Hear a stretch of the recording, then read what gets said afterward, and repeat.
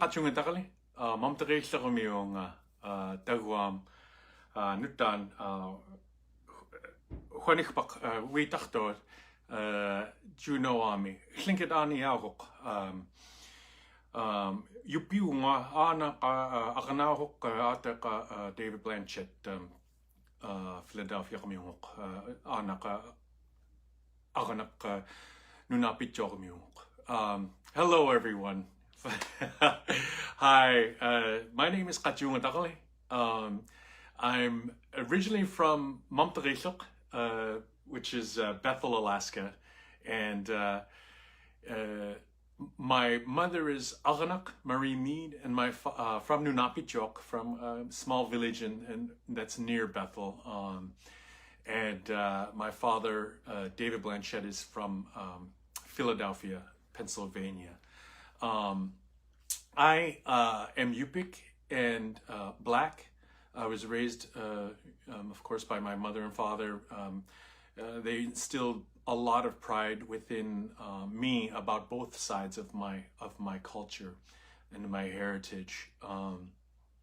And yeah, you'll hear a little bit in this time I have with you guys, heritage, kind of the genesis of my artistic practice and how really my cultural background informed that and really kind of set that direction to that practice. Just to say, give a little bit about myself. I introduced myself as Kachung. That's my Yupik name. That's what my grandfather gave me that name when I was born. In the traditional Yupik way, we get our names from a loved one in our family who had just passed away, or someone close to the family who had just passed away. You would take on their name. So I took on the name Kachunga Dakali, which was my grandfather's like best friend, right? My English name is Stephen Blanchett, named after my father's brother. And so I'm Stephen Blanchett II. And so even in that tradition, like of Yupik tradition, Black tradition, I did get names from my families, and really hoping to take on that kind of spirit, that feeling of that person being kind of instilled in me and in us, and that's kind of how it's done. But there's so many different aspects of my culture, my cultures, that really honestly informed so much of what I do and what we do, my partners in my group, in my band. So I'm a musician and performer in a band called Bamiwa, and I started this group with my brother Gisak, his Yupik name Gisak, English name Philip Blanchett, also named after loved one in our family with Gisak, and then named after another of our brother, my father's brother, Philip Blanchett. So Philip is the second. So him and I started this group, it was about 25 years ago. And really, you know, we've been performing together for many years. So in Bamiwa, I'm also a art instructor, art education instructor. I've been teaching in schools and communities throughout the state of Alaska for many years. Of course, we did it in Bamiwa doing workshops and things like that. But I started going off being part of a organization, being part of the roster for the State Arts Council and the State Arts it's called STAR, and what it is a roster of teaching artists statewide that schools can draw on to bring in to supplement art education in places that don't have art classes and things like that.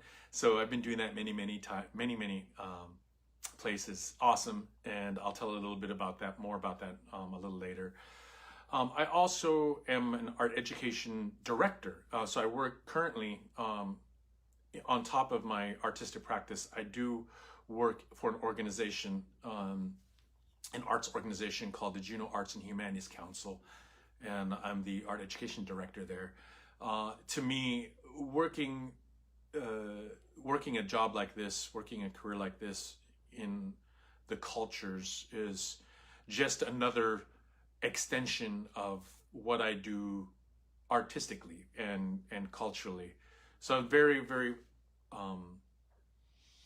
strategic in where I've been working. So, you know, music is my main passion, my main love, my main career for all these years. And so I think for me, working in organizations that have the mission to propel and uplift arts and culture, those are places that the only places I've ever really worked in other than the music. So I formerly worked at First Alaskans Institute, the Alaska Native Heritage Center, and now Juneau Arts and Humanities Council, where I advocate for teaching artists. And so it's kind of gone full circle, right? Kind of something that was very much a part of my life. I'm now advocating for teaching artists to get into schools and to bring arts and really culture to our teachers, or our teachers, yes, and also our students around the state, and also, you know, primarily in Juneau and the southeast area.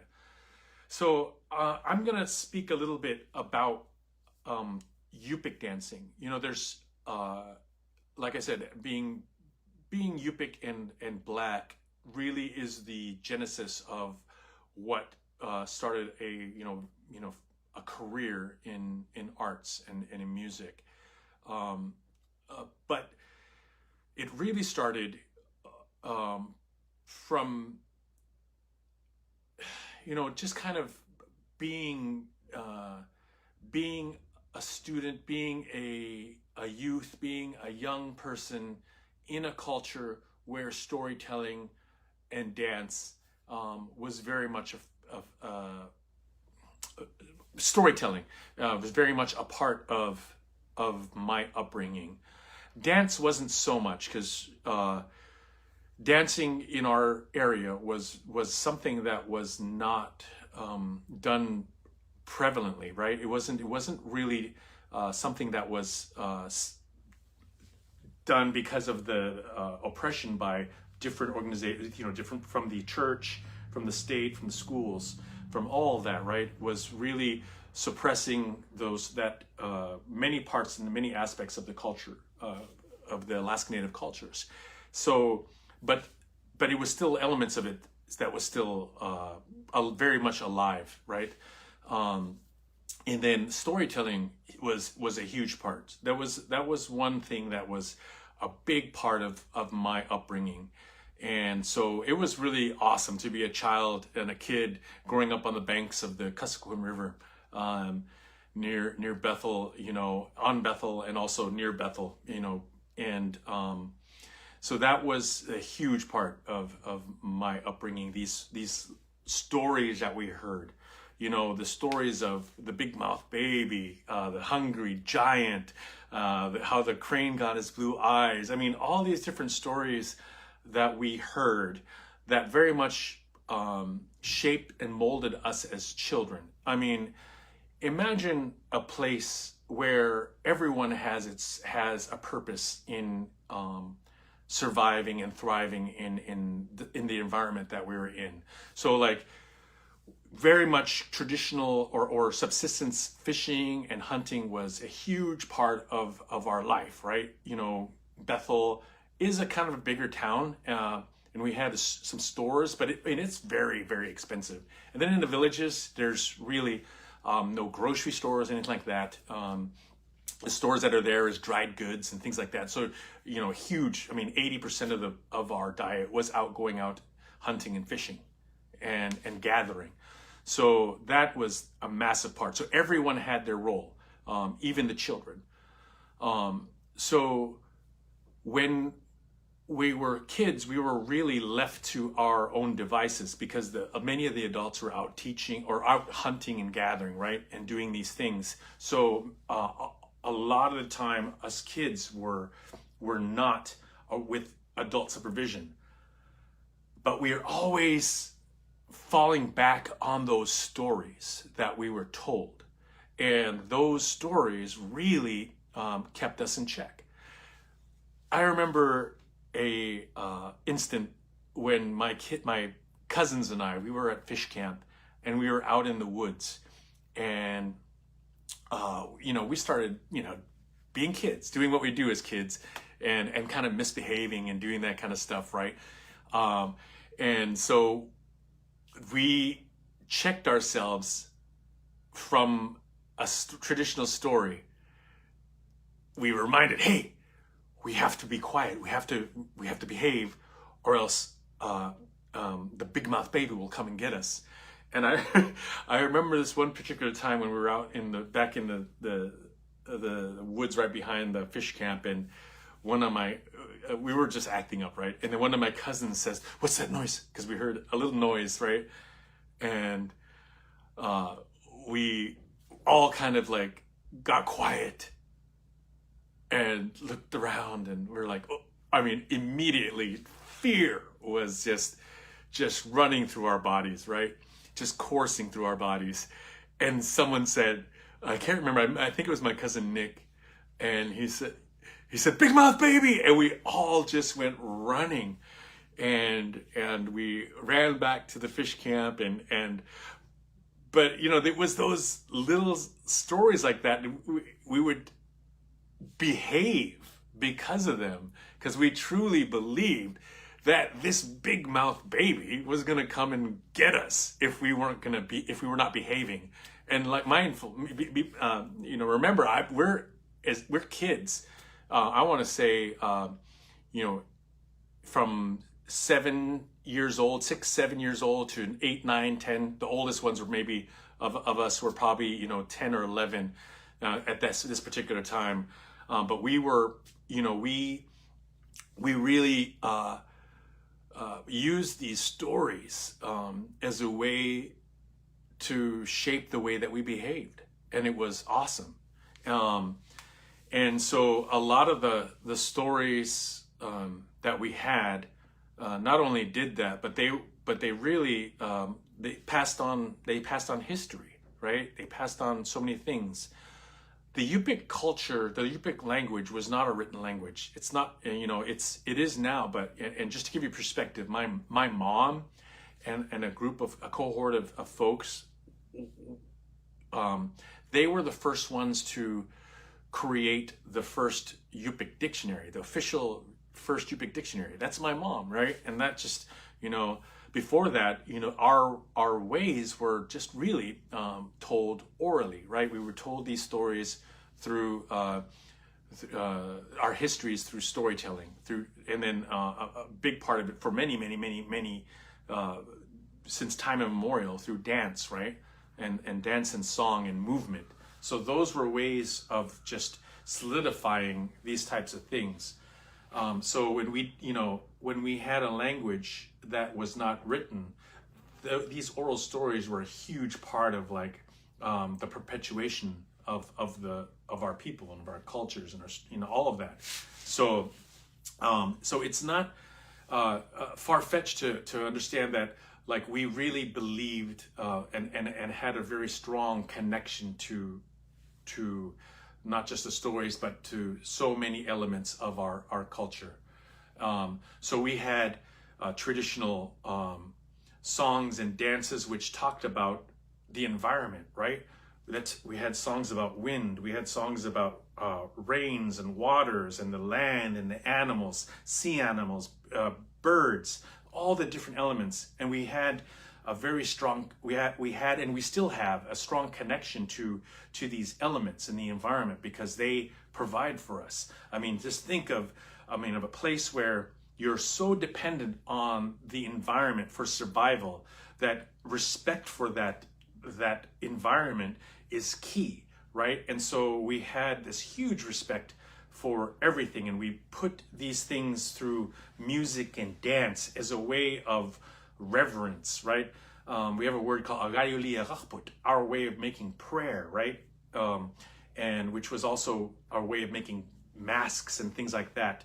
So when we danced, it was a way of almost giving respect and giving reverence and giving praise and prayer to those things, so that we can survive in this environment.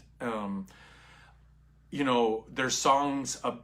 Songs came from so many different places, and when you see something miraculous, if you see something amazing, something funny, I mean, those types of things is what would get immortalized and be put into a song or a music and a dance, so that it would be something that would continue on. And it's still to this day very much a way that we do that. I have made some songs that were a strong connection, or something I have a strong connection to, or something super funny that I experienced, and I would write a song about it. I mean, it's very much, you know, this is not something that's just you know, in indigenous languages. This isn't, or indigenous cultures. This is in every culture, right? But so I'm gonna share a story real quick, and this is a story that came out of a workshop that I was doing in a village called Tulaksak, and I was over there teaching. Dance. It was a community in a village that hadn't been dancing for many decades. So about 50, 60 years, there hadn't been a dance group and drumming and singing. So I went in there to work with the kids and work at the school to teach them some songs and some dances. So I had been doing that for about a year, right? I had been going over there and working with the kids, and I absolutely loved it. It was so much fun. But one of the times I went over there, I wanted to not just teach them a dance, but to have them create something, so they had ownership to it, right? And so, and like I mentioned, all these songs, all these dances, all these songs came from a story. They come from stories. They came from some kind of experience, some kind of lived experience, or some kind of whatever experience you had. And so I wanted to show that this is how it's done, right? This is how we create a song. This is how we create a dance. And so I went around the village and got a list of elders in the village to talk to from the school. And I went to those homes and knocked on a door, and went and introduced myself, who I am, and connected, to them, saying, I'm Yupik. My name is Kachunga Tagali, and what helped was Kachunga Tagali was actually from that village, that community. But and I told them what I was wanting to do, and what happened was all of the elders were like, no, we don't have, because I was asking them, do you have stories? Do you have traditional stories from here? And all of them were like, no, we don't have that. We don't have that. Because they were very much ingrained with this idea that dancing was evil, that it was not something that we should be doing, and all that. So, and they had no real connection and experience with Yupik traditional songs and dances. So, because it hadn't been done in the village for so long. So after striking out at all the places, all the homes I went to, no songs or no stories to share, I went to the school and went back to the classroom that I was working with, these group of kids. It was a group of 7th graders, 6th and 7th graders, middle schoolers, and so I gave them a story, and I told them, I was like, how am I going to do this? So I gave them one story, and which was a story that I heard from John Active, a very epic and very well-known Yupik storyteller in my region. And John Active, I remember hearing telling a story many times. He was good friends with my mom, and they would be sitting in at our kitchen table telling stories, right? And they're always telling them the same ways. And John would always tell the story about a blackfish. And it was a very short story. And I'm gonna tell you right now. It said, one day, and he would say, one day there was a little blackfish was swimming up this tundra river when it came across a fish trap, and it saw this trap and swam to the surface to see who had placed this trap. It poked its head out of the water to see a house that was falling apart. The land around it was messy and had animal bones strewn all about. The dogs were barking and placed in any old way. It could see the fish traps and the fish nets were rotting and full of holes. And a man came walking out of this house with fish bones, and he threw the bones on the ground, and the dogs fought amongst each other for these little scraps. This little janrik, this little blackfish, saw this and thought to itself, this is not a trap that I would want to swim into. And it swam on. So that was it. That was the story he told. And he told this story many times. I heard it so many times, and it was pretty much like almost exactly the way he told it, right? So I told the kids this story, and I said, who do you think that guy is? The man who came out with these fish bones and threw the bones on the ground, right? And they're like, oh, he's just some lazy hunter and all this, right? All these little adjectives and explaining who they thought this hunter was. And I was like, okay, all right. Well, okay, you got this story. I want you guys to make a beginning and an end to the story. So we're going to create something in the beginning, and then we're going to have this story, and then we're going to create something in the end. And so, I mean, they went off with all these different ideas, and I took those white pieces of paper, with those big white sticky notes, and I put them onto the wall, and I was writing as they were telling the story, and I was like, and they were just going off, and I just kept writing, right? And so by the end of the class, we had almost all the way around this classroom was sticky notes of this long story, which would have took like hours to tell, right? But so that night, went back to the home. Well, I was going to say went back to the house we were staying, but it was actually when the kids left, we went to the classroom that we were staying in. I was staying in. I had a film guy that I was working with, because we wanted to turn this into we wanted to record this story. And so what we did was we took all those stories, or all those elements of the story that the kids made, and we condensed it into something.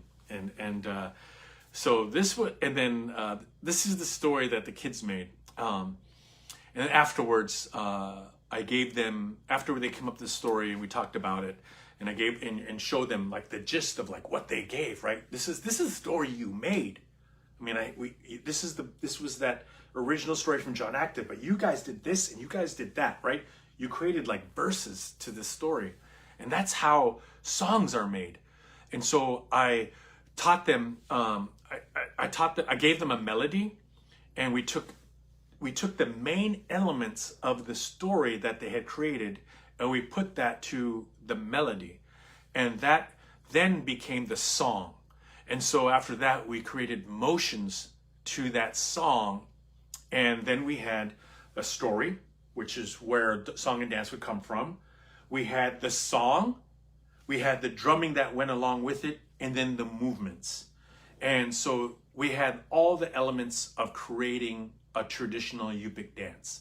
And so that was so awesome. And I've done it myself, right? I've created these songs and dances myself, but this was an awesome experience for me because I did this with these kids, right? And this was their story, and this was their movements. And still to this day, they do it, right? And because they created it, it's right there in their heart, right? It's right there. So that group of like about 20 kids that I was working with, they still know that song. They still know that dance and the movements. And it's after all these years. And this was probably I'd say about 15 years ago when we did this. And so that's how we do it traditionally. That's how we create a song and dance. And so this is the story that the kids had created. And we call it Janri Yama Narachchalonga Hui. I want to eat blackfish. Right? So here it is. Think of a time long ago, right? Long time ago, long before there was any kind of, this is back old pre-contact times in the Yupik culture. No United States, no Russia, no nothing, right? This is just Yupik land. This was just native land. So this is that time. So here it is. Long ago, far up this small tundra river lived two seemingly very different brothers. Both brothers were Nukashbarak. They were great hunters and providers, and both brothers were taught everything by their elders. One brother, he was mindful of the teaching of his elders, while the other brother became arrogant, boastful, and lazy, and soon his luck in hunting began to change. That was their beginning. Here's John's story. One day, a little janigak, a little blackfish, was swimming up this particular tundra river where these two brothers lived when it came across a daluyak, a fish trap. It saw this trap and thought to itself, who would place such a trap down here? So it swam to the surface and it poked its little head out of the water to see this house that was falling apart. The land around it was just messy and had animal bones strewn all about. The dogs were barking and placed in any old way. It could see that the fish traps and fish nets were rotting and full of holes. A man, he came walking out of this house with fish bones, and he threw the bones on the ground, and the dogs fought amongst each other for these little scraps. This janmanak, this little blackfish, saw this and thought to itself, no. This is not a trap that I would want to swim into. So it swam on. That's the end of John's story and coming into the kid's story. Now, it didn't swim much further when it came across another fish trap, another daluyak. This trap was well maintained, well made. So it swam to the surface to see who placed this trap, and it poked its little head out of the water to see a house that was well maintained. The land around it was clean, and the dogs were placed in neat rows. It could see that the fish traps and the fish nets were freshly made. A man, he came walking out of this house with a pot of fish stew, and he gently ladled the stew into each of the dogs' bowls. Now, this janrik, this little blackfish, saw this and thought to itself, yeah, now that's a trap that I'd swim into. Yeah. So it swam inside the trap. Now, the next day, the two brothers went to go check their trap. First, the respectful brother, the mindful brother, he went to go check his trap, and it was completely full of fish. And he said, thank you so much for swimming inside my trap. And when he went up to his house, he didn't need to remind his wife not to waste anything and to be respectful to these fish, because she knew this, and he didn't need to remind his children either, because they knew this as well. You see, he taught them just as he'd been taught by his elders, by his parents. Now, that lazy brother, that boastful brother, he went to go check his trap. You know how many fish were in there? Not one single fish. Angrily, he threw the trap back into the water, and he kicked his way through his barking dogs. And when he went up to his house, his wife complained that it was cold. Fix this house. Get more wood. And his children complained that they were hungry because the stew they had been eating had been too thin. Now, he was tired of all this complaining. But then he remembered he was going hunting with his brother. And for some reason, when he went hunting with his brother, they seemed to have good luck. Now, they wrestled the leads into their dog teams, and they headed far out into the tundra. And late that night, they were sitting there at the fire and talking and visiting. And you see, they hadn't been doing that in a while. They'd just been, slowly drifting apart. So they were catching up and telling story like we do, yeah? Now, that lazy brother, he started complaining how bad the hunting has been, how bad the fishing has been, that even that morning his trap was completely empty. Now, the respectful brother, the mindful brother, he was confused at this and explained to his brother that the hunting had been great.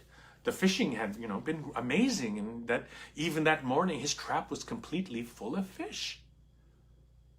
Now, the brother, the lazy, boastful brother, he went to bed in just a bad, foul mood. You see, he had become, jealous, even angry at his brother's continued good luck in hunting. Now, late that night, later, in the darkest part of the night, when you can't really tell if it's late at night or early in the morning, when you can't really see the horizon, it was just dark. While the respectful brother lay soundly asleep, that lazy brother, he heard a rustling, and he was startled to see this black, glossy eye of a raven, and it was staring right at him. As this raven was studying him, it spoke.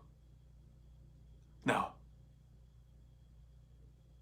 of course, the brother was startled by this, but the raven said, "Do you know why blackfish have not been swimming into your trap? The same reason why seal have not been swimming in front of your spear, and why caribou have not been stepping in front of your bow, and why ptarmigan have not been stepping into your snare. You have become lazy. You have forgotten the teachings of your elders." And it flew away. Now that brother, he hung his head in shame because he knew what the raven told him was the truth. He knew he hadn't been doing the right thing. He knew at that moment he was not the man he should have been. But just then, he remembered a time long before this, when things were much better for him, and he was paddling alongside his brother in a kayak. And they were paddling way out in the middle of nowhere, out for a hunt. And they were startled because they were alone, right? Far away. And he was startled to hear this little voice, and said, "Do you want to know how to catch blackfish?" It said. "What's that? Who are you? Where are you? Show yourself." It said, "I'm right here. Look down in water.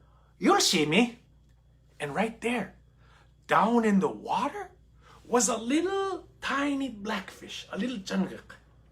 Now, this arrogant brother, at that time he paddled away saying, "I don't need no little blackfish telling me how to catch fish. I'm a great hunter. I'm a great fisherman."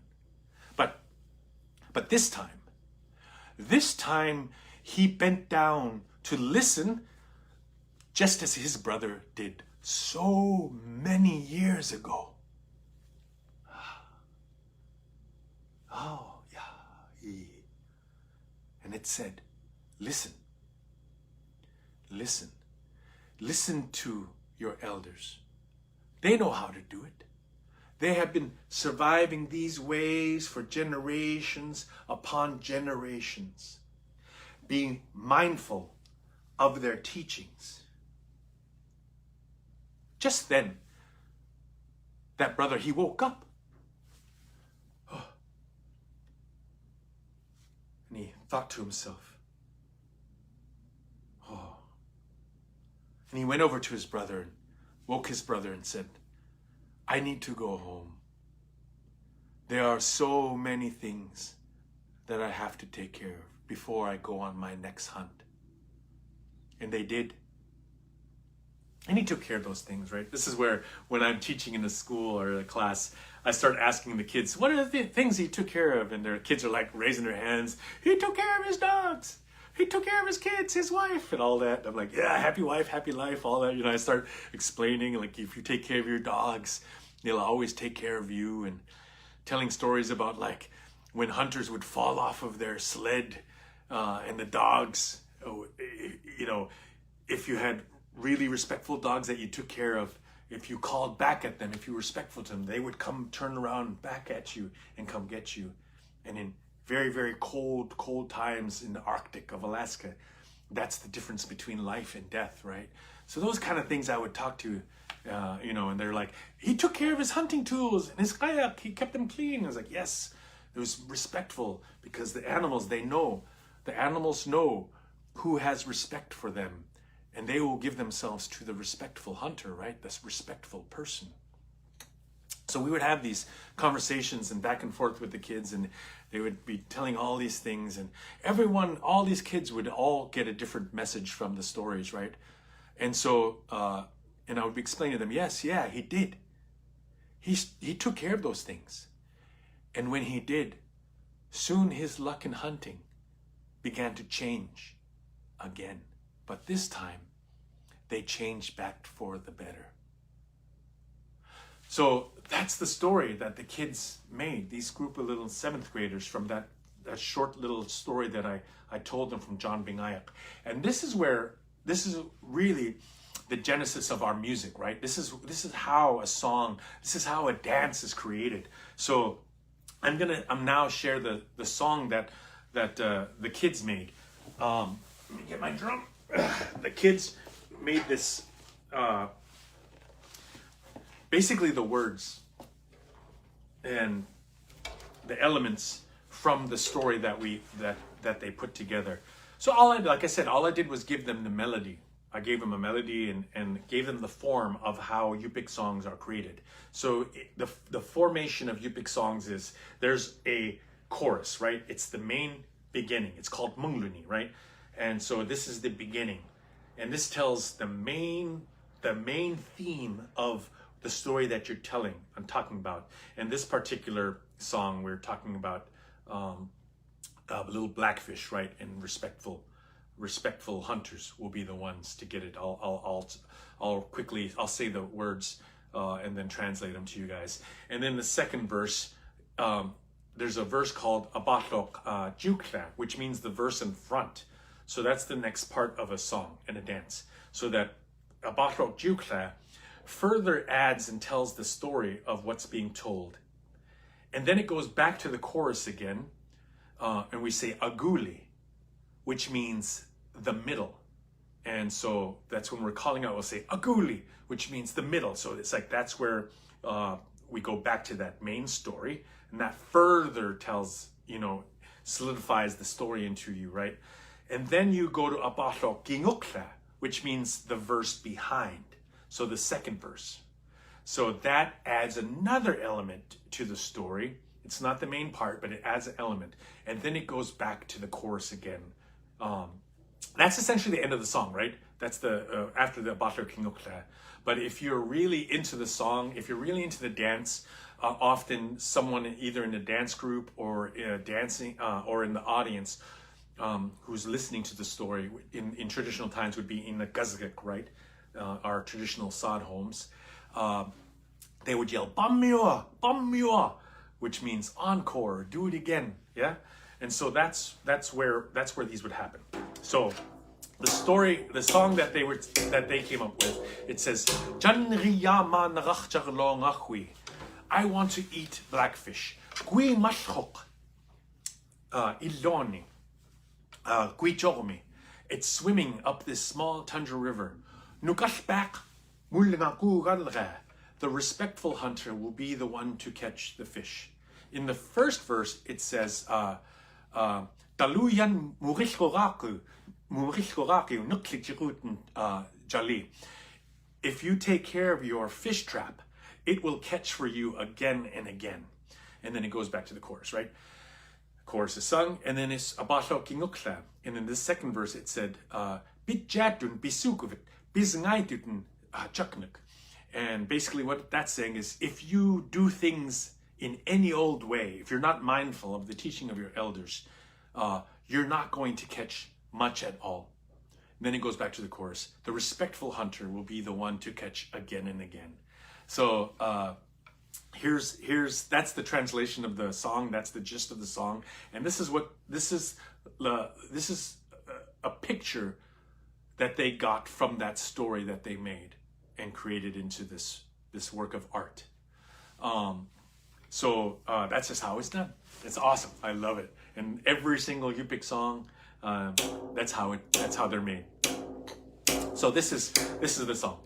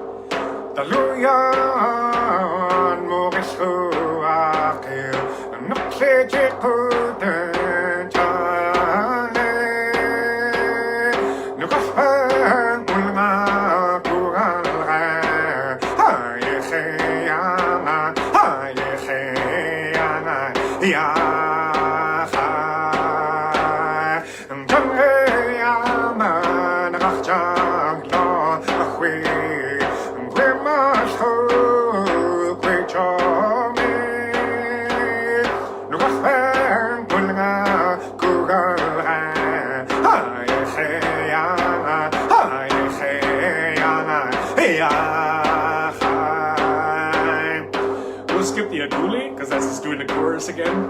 And we'll go to the Abasho Gingokla, which is the second verse, the verse behind. Daluya or Bichatun Bisukuvet Bisnai Duden Chakner Nugasper Buna Kugalra Ayecheyama Ayecheyama Yachai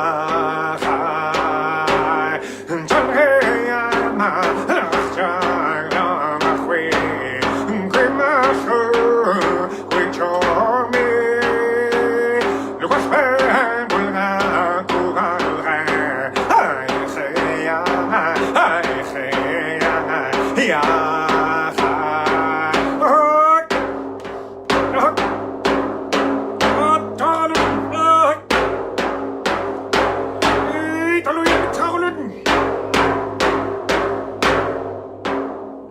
And then it would go back to the Bamyo, which is the chorus again, but we won't do it. I'm going to show you real quickly the motions that the kids made. So that's the song, and the motions are really simple, and what the motions do is they paint the picture of what's being told, right?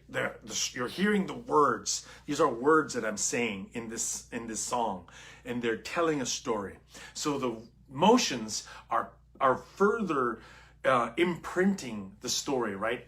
They're painting the picture of what's being told. So that's how it's done, right? That's how we remember it.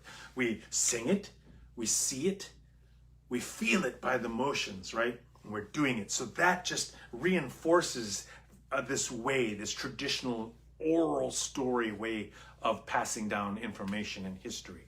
So the motions for this one goes like this. It says, Janriyama narachjar longahwi. I want to eat blackfish. So in that, we are the blackfish, we're feeding me, right? And it says, Gui mashchuk, I'm swimming, Gui me up this small tundra river. Yeah? Daluyan, Nukashbak, the hunter, Mullangaku, that is respectful, will catch again and again. Right? So that's the motion. So it goes, Janrea manachja longachwi, Guimashot, Guichorme, Nukashbek mulnga kuralre, Hayecheyanga, from your heart, Ya Chai. So that's the chorus. So the first verse, Daluyan Muhishagurakir, so it goes, Daluyan, the blackfish, we make the shape of a fish trap. So what it is this funnel, right? Made from strips of wood. And there's a funnel inside it where the fish would swim up. Hey, yo, check this out. They swim in, but they can't swim out afterwards. So it says, Daluyan Muhishagurakir, if you take care of your trap, it will catch for you again. Jali. So this is the motions. Daluyan murishuakil naklijikuten jali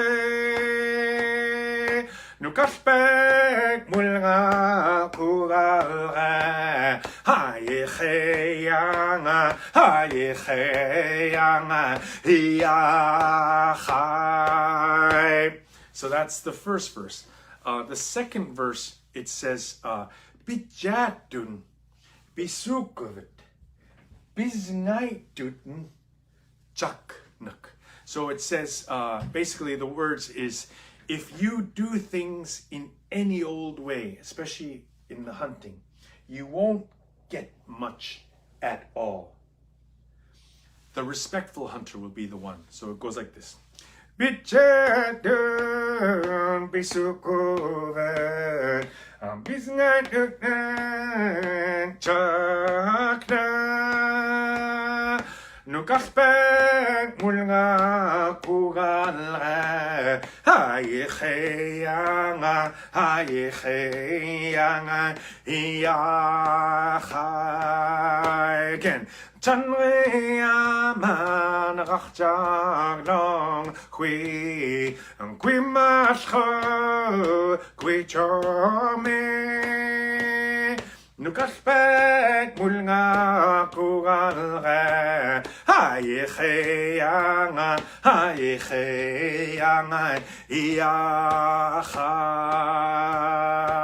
In the drum solo, the fish goes down, it's swimming 2, 3, 4, it sees this trap and it peeks up and it says, no, I don't want to go into it. It goes down to the water again, 1, 2, 3, 4, it peeks up and sees this the trap, and the respectful person thinks to itself, yeah, now this is a trap that I would swim into. And it goes back down, boom, it goes swim 2, 3, it goes into this trap to give itself. So that's the song, right? That is the song and the story, the music of this particular story, right? Of this particular one. So that's how we as Yupik people created our music, created our dances. And I'll just say that this is the way that we have been passing down our histories. Excuse me, passing down our stories, passing down lineage, passing down ways that we should be as people, the ways that we should treat each other, the ways that we should treat animals, the ways that we should treat the land, ways that we should be, right? we say yuirak, the general, or the way we live as human beings.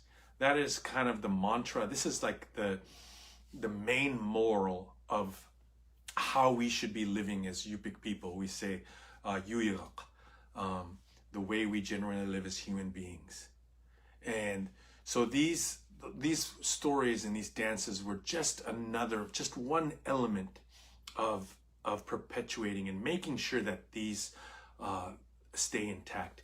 We were so close to losing so much more than we have already had. The forced assimilation, the forcible loss of our language, our histories, our dances, our place names. I mean, I can go on and on of the onslaught that was happening with so many indigenous populations and indigenous peoples, and the Yupik people were very much a part of that, and were very much affected by that. But we also know the resiliency that is gained when these elements that are brought back, those elements that allow us to heal, that allow us to be healthy and whole as human beings, as Yupik, right, as people. Those are the elements that very much can change the course of our predicament and the dilemma and the situations that we find ourselves in now, right? So many things that are negatively affect our culture and our people and our communities, and those things that were forbidden are now flourishing, right? And those things are very much what giving us this resiliency and continuing on and becoming strong and becoming warriors of our culture. So that is very much why I do what I do. This is my lived experience as an Inuit, as a Yupik person, and it also, the black side that I'm growing up in, that culture from my father's side, very much also influence who I am. So so we put those two elements, those two strong cultures together through music and dance, and this is how I feel as artists and as artisans and as people who appreciate art and culture. It's just one element of how we do these things, right, and how we create. Like I said, every song, every dance has a story, and these stories are what is most important. The movements and all that, the dancing, that's, it's great. But if you listen to what is being said, what is being told, that's the most important part, because that's what this intention of the creator, the composer, that's what they had given as a gift. So all these old songs, they had a reason, they had a purpose of why they were made. So I'm gonna leave you all with one more song, and this one's called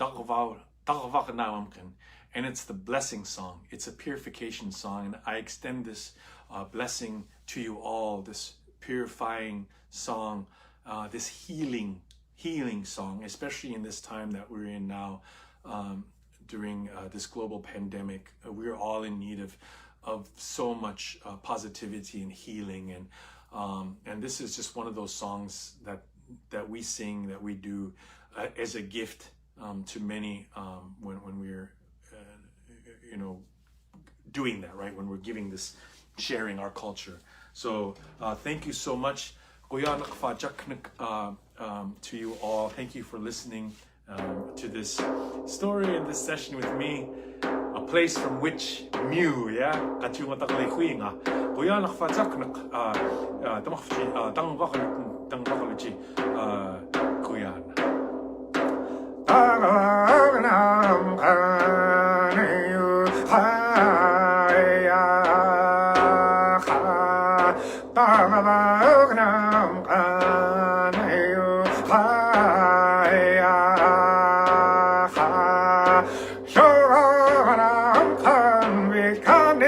내야 두다가 하하하 에야 후나 다가와 그럼 가네요 하야 가 쇼나 간비 가네야 내야 두다가 하하하 에야 후나 지금 가봐서 여기야만 다가와 잘타가 아구루함 악둠 다가와 잘타가 소소가 가미가 구네야 두다함가 하하하 야구나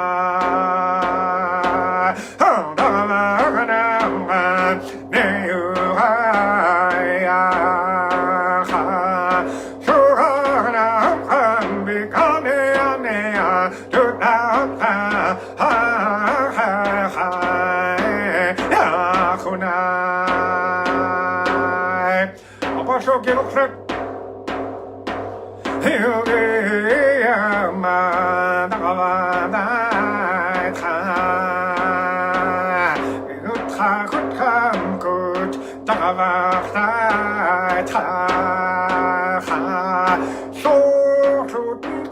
마키가 보내야 두다가 하하하 해야 호나 다가마나 해요가야 하 쇼가나 한비가네야 내야 두다가 하하하 해야 호나 Kuya anak, Kuya. Thank you so much.